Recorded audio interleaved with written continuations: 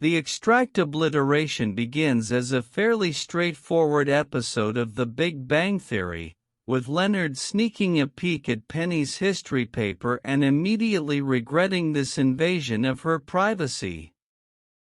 Leonard tries to fix the essay but instead ends up offending Penny, who understandably feels betrayed and patronized by his attempts to alter her academic work.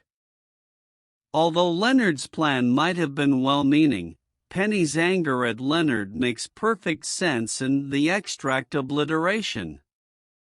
What makes much less sense is the later revelation that Penny demanded Amy and Bernadette rewrite her paper for her. This rendered her comments about wanting to succeed on her own merits irrelevant and made the entire arc pointless. Granted, one could argue that Penny was simply saving face by not asking Leonard for help. However, this leads to the question of why she would want to be in a relationship with someone from whom she could not get academic help. Not only did Penny then go on to demand the same help from other people, but Leonard was uniquely positioned to offer advice since he had years of professional experience in academia.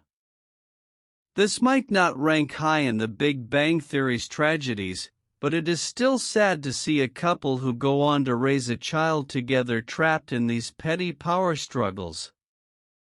Penny often looked for favors and help from Leonard, so it is jarring that her pride stopped her from asking for his assistance at a time when he could step in.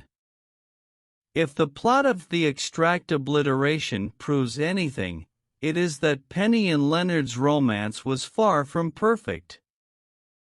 Sheldon and Amy frequently seemed like the more unreasonable couple as their stiff, stoic personalities led them to say terribly insulting things to each other while retaining a blasé indifference. However, this might ironically work in their favor. Say what you will about Sheldon and Amy, there is no denying that they bluntly said what they meant.